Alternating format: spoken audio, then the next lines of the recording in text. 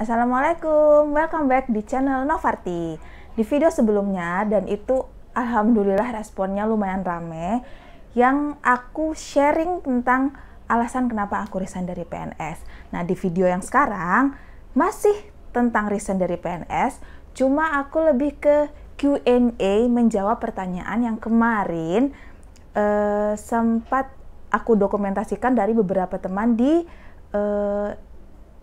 story Instagram dan story Facebook.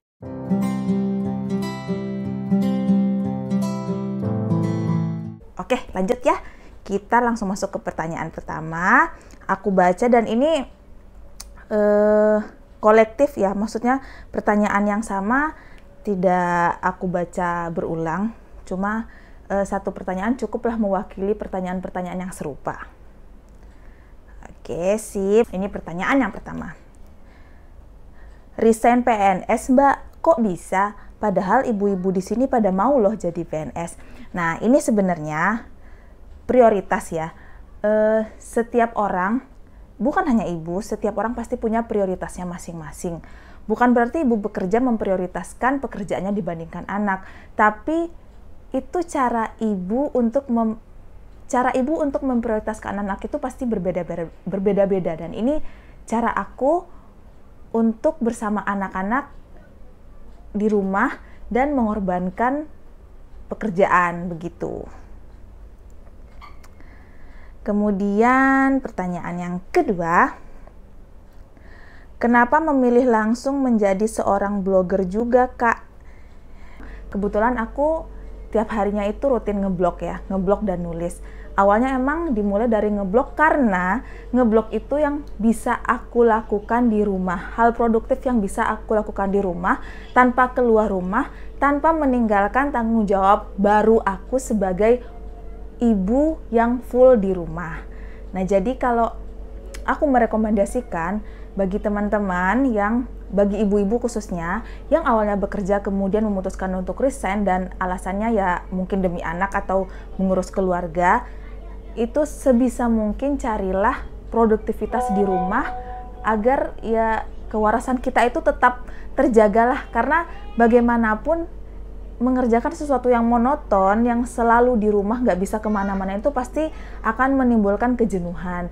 Nah, dengan kita berlaku produktif apapun itu, kalau saya kebetulan memilih ngeblog, nah itu akan menyeimbangkan antara kebutuhan kita dengan kesibukan sehari-hari gitu. Oke, lanjut. Yang ketiga. Mbak dulu PNS di bidang apa? Gimana sih rasanya pas awal memutuskan resign? Dulu aku PNS di Kementerian Pekerjaan Umum dan Perumahan Rakyat. Waktu itu masih namanya Kementerian PU ya. Dan itu kantornya di Jakarta, di Direktorat Bina Konstruksi. Lebih tepatnya di bagian investasi infrastrukturnya. Cuma aku di bagian TU karena basic pendidikannya teknik informatika gitu. Nah, terus gimana sih rasanya pas awal memutuskan resign? Pas awal memutuskan resign itu ya campur aduk ya, namanya masih bingung, masih nggak jelas, walaupun emang udah yakin bakalan milih resign, tapi itu perubahannya itu mendadak banget. Yang awalnya ada kegiatan di luar, terus tiba-tiba di rumah, itu pasti bikin ngedrop banget, ada sedih, marah, kesel, iri lah, apalah, itu tuh pasti campur baur semua. Tapi gimana pun itu udah keputusan aku, dan setiap keputusan pasti ada resikonya, dan itu alhamdulillah bisa aku hadapi dengan ya nggak gampang juga sih, tapi alhamdulillah bisa terlalui juga gitu. Pertanyaan selanjutnya, ini keberapa ya? Keempat kali ya. Apa alasannya resign, Mbak? Nah, ini nggak usah aku bahas lagi di video kali ini karena bisa cek ke video sebelumnya, itu lengkap aku bahas alasan kenapa aku resign dari PNS. Terus selanjutnya, tips menyesuaikan Tips penyesuaiannya Mbak, masa transisi dari wanita karir ke full time di rumah. Ada planning serupa soalnya. Nah, ini khusus buat ibu-ibu yang mungkin berencana juga buat resign.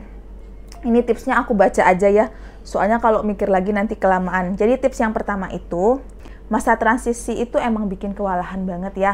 Karena itu serba dadakan, itu tiba-tiba dalam waktu dekat kehidupan itu berubah drastis lah. Nah, jadi yang pertama itu, ingat terus alasan resign. Jadi alasan resign, kalau aku alasan resignnya itu kan karena anak ya. Jadi setiap kali ada permasalahan, setiap kali ada apa yang namanya ya, setiap kali pokoknya ada masalah lah terkait perubahan drastis di masa penyesuaian ini, aku pasti ingat tujuan aku itu demi anak.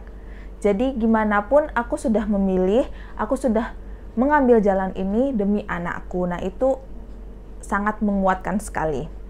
Nah, terus selanjutnya, tips selanjutnya itu punya tujuan baru dan tetap produktif di rumah. Nah, ini tuh biar gak stres. Jadi menyesuaikan diri itu kan berat. Jadi kita harus dari yang awalnya kita sibuk, terus tiba-tiba fokus hanya di rumah. Jadi itu ya mau nggak mau kita juga harus nyari kesibukan lain biar nggak terlalu jomplang, gimana ya, biar sebelumnya itu sibuk terus tiba-tiba nggak ngapa-ngapain kan nggak ini juga ya, nggak baik juga buat kita. Terus paling nggak kita melakukan hal produktif di rumah gitu. Ini kalau aku ya, tapi kalau misalnya teman-teman hal produktif ini tuh beda-beda, bukan berarti mengasuh anak itu bukan hal produktif. Ada tujuan utamanya yang memang benar-benar mengasuh anak gitu, dan itu tuh nggak masalah. Jadi seorang ibu itu memilih untuk misalnya tuh fokus, misalnya bikin kreasi mainan di rumah untuk anak, pokoknya full dengan anak, fokus dengan anak, itu juga merupakan hal produktif selama itu tidak membuat ibu stres ya, tidak sangat membantu ibu untuk mengelola emosi gitu kalau menurut aku. Nah, terus tips yang ketiga itu jangan pendam masalah sendiri. Nah, ini penting banget karena ketika ibu resign dan full time di rumah itu menganggap pekerjaan rumah itu udah menjadi tanggung jawabnya sendiri. Padahal tidak mesti seperti itu gitu. Walaupun kita berniat untuk menjadi ibu rumah tangga dan full di rumah, itu pasti kita punya keterbatasan. Misalnya kalau pas punya bayi, kita nggak sanggup buat masak. Pas punya anak 2, kita butuh ART buat bantu-bantu di rumah. Nah, itu nggak masalah. Dan pokoknya setiap masalah itu konsultasikan dengan orang terdekat, terutama suami ya, yang menjadi partner kita dalam berumah tangga. Nah, itu pokoknya jangan sampai takut, sampai malu, apalagi sampai menganggap mampu untuk melakukan segala hal. Itu tuh nanti ujungnya bakalan berdampak buruk ke kita sendiri. Nah, terus tips yang keempat, sesekali itu wajib berinteraksi dengan dunia luar ya. Walaupun pekerjaan kita itu full di rumah terus, ya nggak apa-apalah sekali sore-sore keluar. Atau minimal itu telepon-teleponan sama sahabat lama atau teman lama yang mungkin punya waktu untuk mendengarkan keluh kesah kita. Nah, ini juga sebenarnya salah satu alasan aku jadi blogger, karena dengan menjadi blogger aku bisa berinteraksi dengan orang-orang di luaran yang membaca artikel. Jadi dengan ada yang berkomentar atau aku bergabung dengan komunitas, mengikuti kegiatan-kegiatan komunitas yang masih online, yang alhamdulillah selama pandemi itu benar-benar hampir semuanya di online kan. Nah, itu salah satu cara aku berinteraksi dengan dunia luar. Nah, terus filter komentar orang. Jadi mengambil keputusan untuk resign itu kan sebenarnya di zaman sekarang itu sesuatu yang mengundang stigma ya. Kok enak-enak kerja, udah enak-enak punya penghasilan tetap, kok malah resign. Nah, ini sebenarnya komentar buruk dan komentar baik itu harus kita filter di diri kita. Kita tidak bisa mengendalikan orang lain ingin mengungkapkan pendapatnya seperti apa tentang kita ya. Jadi harus wajib difilter. Kalau emang itu mengganggu mental kita, ya udah nggak usah didengerin. Kalau bisa nggak usah ditanggepin. Nah, itu. Terus sebelum resign, Ini yang terakhir sebelum resign itu coba tanya-tanya pengalaman temen. Apa yang temen yang kebetulan lebih dahulu resign ya. Jadi dengan mendapatkan gambaran dari pengalaman teman-teman, paling enggak kita udah siap menghadapi apa sih tantangan nanti setelah kita resign. Nah, itu 6 tips dari aku untuk menghadapi masa transisi dari ibu bekerja ke ibu rumah tangga. Kemudian, gimana sih reaksi keluarga khususnya orang tua saat tahu Mbak mau resign dari PNS dan gimana menghadapinya? Kalau orang tua, aku kebetulan emang menginginkan anaknya bekerja. Otomatis ya pasti keberatan lah ketika aku mengungkapkan kalau aku ingin resign dan menjadi ibu rumah tangga. Apalagi kalau di lingkungan, kebetulan di lingkungan keluarga besar itu menjadi PNS, apalagi PU ya, itu menjadi kebanggaan tersendiri gitu loh. PNS kan masih suatu pekerjaan yang diidam-idamkan banyak orang, apalagi orang tua ya.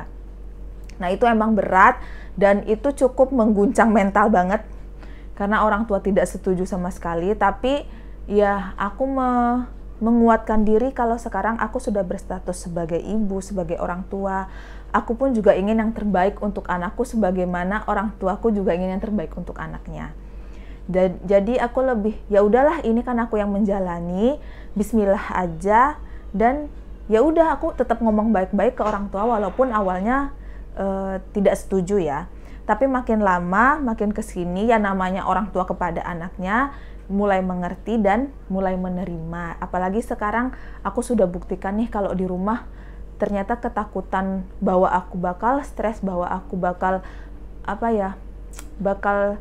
pokoknya ibu rumah tangga itu entah kenapa identik dengan ibu-ibu yang berdaster yang nggak bisa ngapa-ngapain gitu. Padahal bisa loh ibu rumah tangga itu juga bisa produktif dari rumah. Nah gitu, alhamdulillah sekarang udah, walaupun perlahanan ini butuh kesabaran kita juga, pasti nanti orang tua akan menerima gitu. Terus caranya resign gimana Mbak?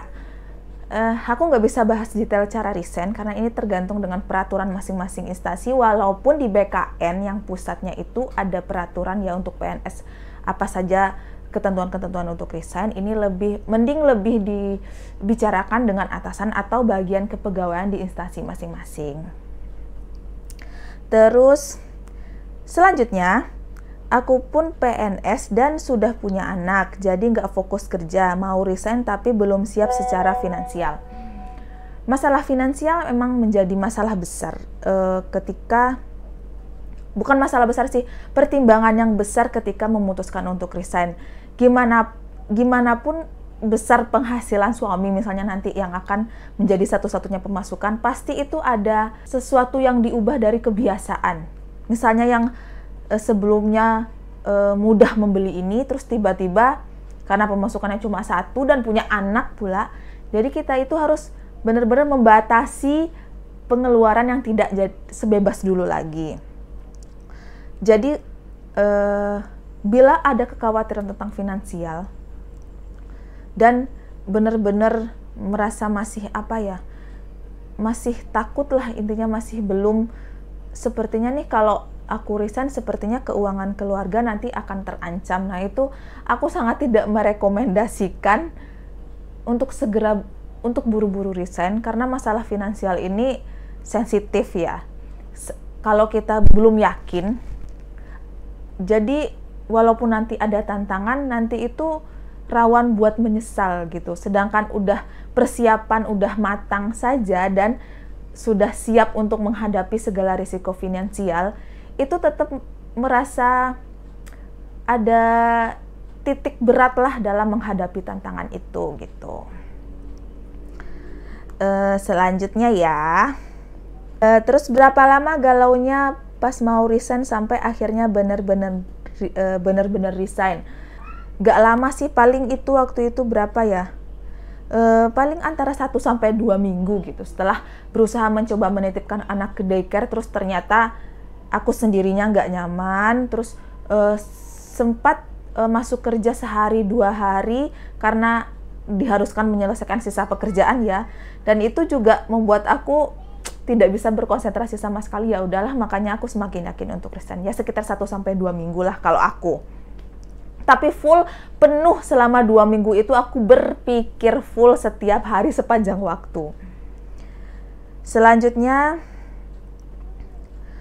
memang sih terbukti sekarang passionnya Mbak itu bukan PNS melainkan blogger.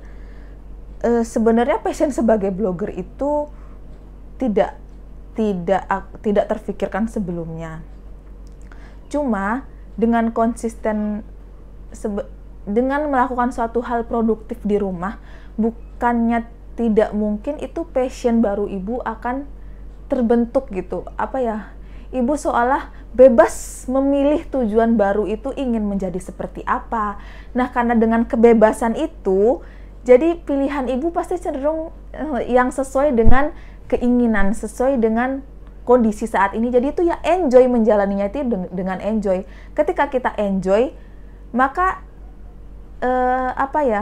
segala prosesnya itu dapat dilalui dengan baik. Nah, itu terjadi kebetulan di dalam dunia blogging buat aku gitu.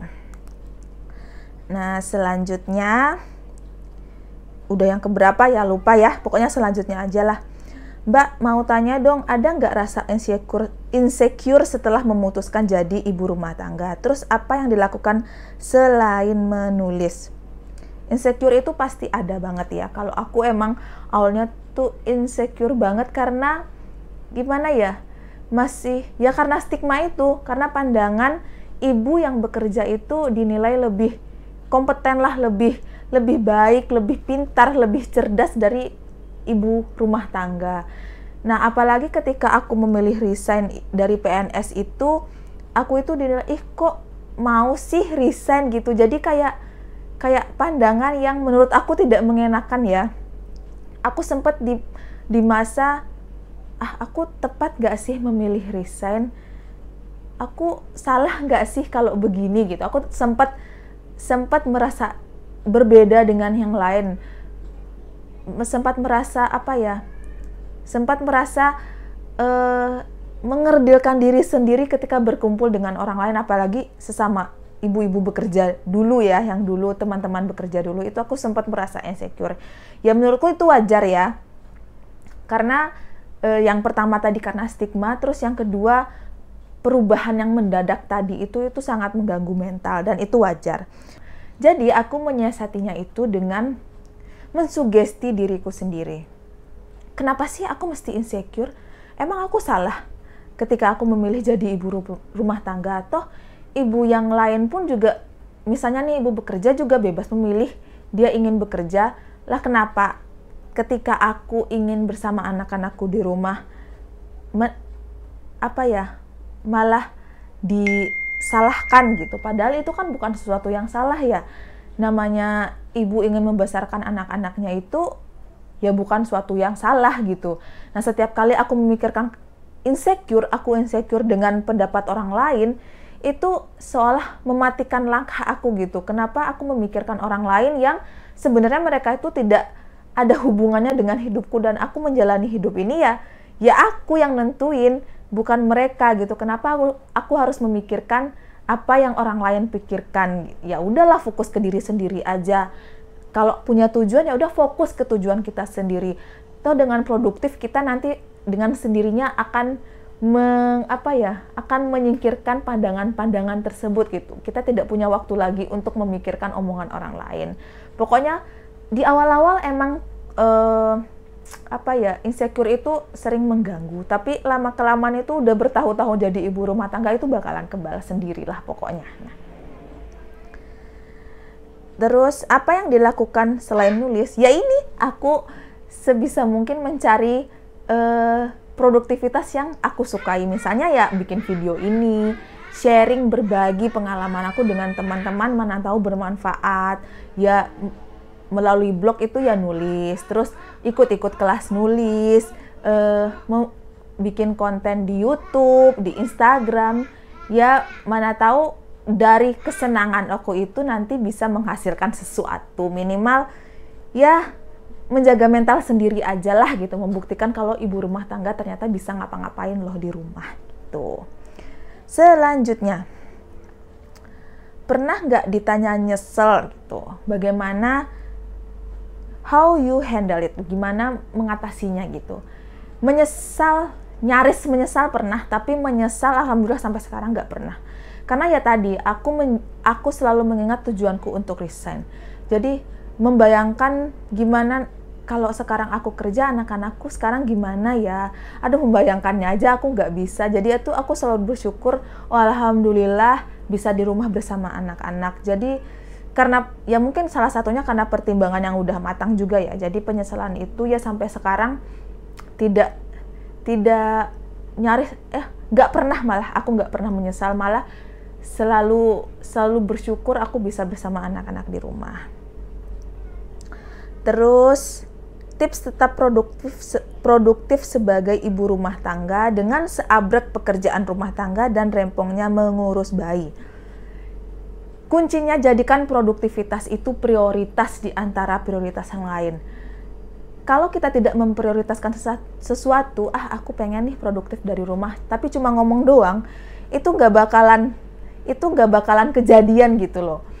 Jadi itu yang pertama, prioritaskan dulu produktif itu sendiri. Kalau kita pengen produktif dan memprioritaskan itu, pasti mau nggak mau kita akan memaksa diri membagi waktu dengan prioritas yang lain. Misalnya, seabrek pekerjaan rumah tangga dan mengurus anak. Emang random banget ya waktunya, tapi nggak mungkin dalam sehari itu 5 menit aja kita nggak punya waktu untuk melakukan produktivitas untuk diri sendiri. Misalnya aku nulis blog misalnya gitu.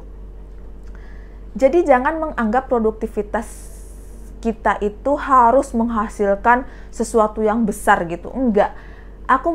Aku menyederhanakan produktivitas itu dalam hal-hal kecil yang bermanfaat gitu, yang menghasilkan karya. Kalau aku kebetulan menjadi blogger, separagraf aja aku nulis sehari, itu udah aku anggap sebagai produktif.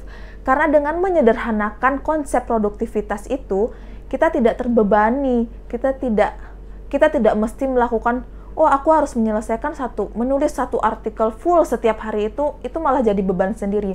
Tapi selama kita masih melakukan suatu produktif walaupun kecil, sekecil misalnya kalau ibu ingin berjualan online misalnya, dalam sehari mikirin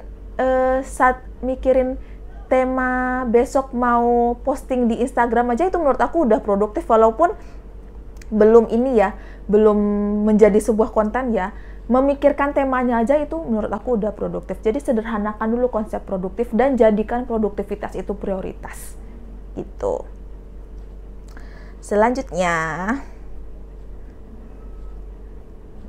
udah itu yang terakhir. Oke, sip. Jadi sekitar lebih dari 10 kali ya, itu Q&A yang masuk ke Instagram aku, dan sekarang aku dokumentasikan dalam bentuk video di YouTube. Semoga bisa bermanfaat bagi teman-teman.